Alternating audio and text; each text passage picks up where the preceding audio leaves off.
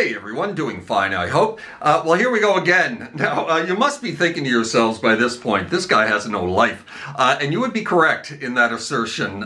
You see, my wife works days, I work nights, so lots of free time to be had. Plus, I only work about 5 or 6 hours per night, 3 or 4 times a week at my paying job. I don't drink anymore. I don't go out. I don't party. I don't watch a whole lot of TV, so on and so forth. Plus, I don't really have any other interests outside of the guitar. So here we are. This is pretty much what I do for hours on end every single day, and there you have it. So then, today on 30 Days of Lerxst, we have what is my favorite Alex Lifeson guitar solo out of pretty much all of them. And I'm certainly not alone in this thinking. The first and main solo to La Villa Strangiato from Rush's 1978 album, Hemispheres. Now, it's quite surprising that La Villa Strangiato, the album closer on Hemispheres, was the very first entirely instrumental piece that the band ever recorded. Especially considering that Hemispheres was the band's 6th album, and Rush were already 3 or 4 albums deep into some pretty heavy prog rock leanings, to put it mildly.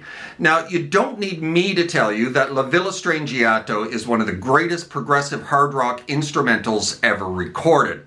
It's actually quite remarkable that for a band with 19 studio albums under their belt over the course of 40 years, tremendous worldwide success and numerous hits, that an album-closing instrumental would become one of the band's most beloved overall tracks. It is simply that good. That said, now even by Rush's very high musical standards and immense talent, La Villa wasn't an easy piece to write or to record for that matter. Bassist Geddy Lee had this to say on the matter during an interview in 2018, and I am paraphrasing this. La Villa Strangiato was a track where our ideas exceeded our own abilities to play them. We naively thought, let's just write this super long instrumental piece, practice the hell out of it, and then we'll just record it live off the floor in the studio, boom, done. But in fact, it was really difficult. It was beyond us and beyond our abilities at the time as musicians. I mean, we wrote it, but we could barely play through it without screwing up. We would actually spend more time in the studio on just this one track than we did on the entire Fly By Night album. Now, in the end, it would result in 40 studio takes, with none of them being perfect.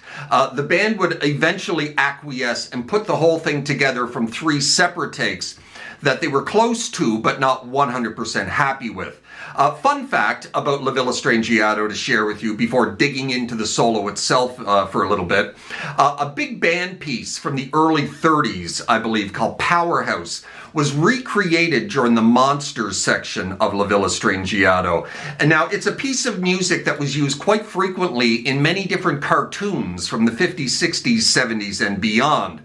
Quite recognizable if you're a fan of cartoons, I suppose. Now, the band got into a bit of copyright trouble for this, as they didn't ask permission to use it. The band was contacted with regards to this copyright infringement, and after much discussion and looking into the legal ramifications of this and whatnot, it was determined that the piece had actually become part of the public domain at the time that Rush used it in La Villa Strangiato.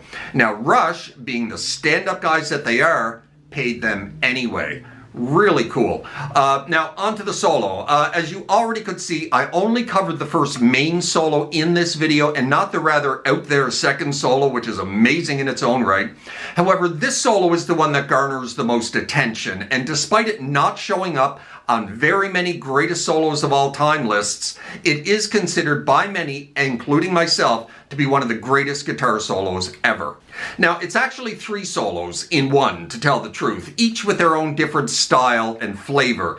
The opening volume swell section, the cleaner toned middle section, and then the rather frenetic, chaotic, and higher gain third section of the solo.